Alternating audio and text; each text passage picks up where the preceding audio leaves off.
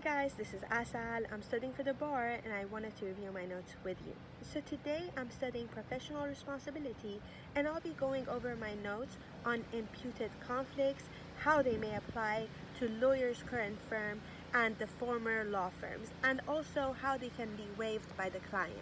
So what is the imputed conflict rule exactly? This means that no lawyer in a firm may knowingly represent a client if any one of them alone would be disqualified because of a conflict of interest.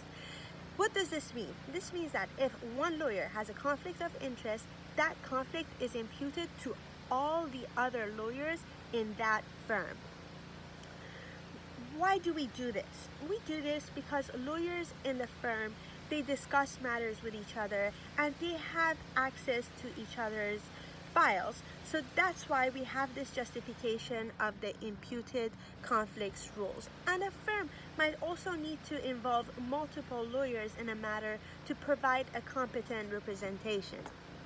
And finally, a client is entitled to confidentiality and loyalty from every lawyer in the firm. That means that the lawyer can't suddenly go in the middle of a dinner party discussing what the client has said to him before. And also, the lawyer can't go around saying everything to everyone else in the firm. This means that a client is entitled to confidentiality and loyalty from every lawyer in the firm.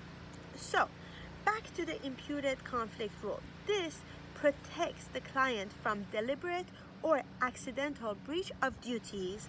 So there's two exceptions here. Two exceptions to the imputed conflict rule.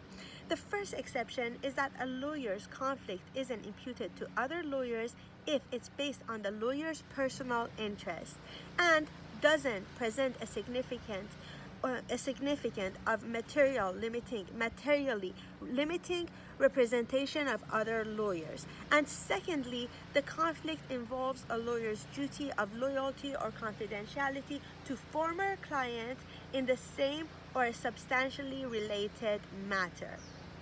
So, conflicts will not be imputed to lawyers' current firm if the lawyer is screened from participation in the matter and the lawyer receives no part of the fee directly.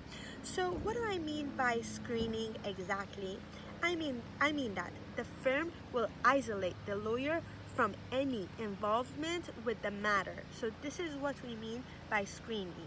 I mean that the firm will isolate the lawyer from any involvement with the matter.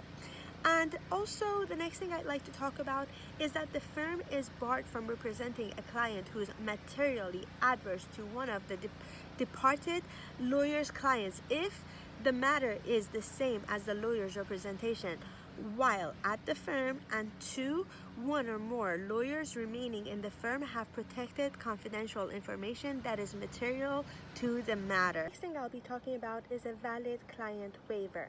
And I'll mention four instances. The first one, the representation isn't prohibited by law. The lawyer doesn't seek to represent the adverse client in the same case. And third, all affected clients give written, informed consent to the representation. And finally, the lawyer reasonably believes she can provide competent, diligent representation.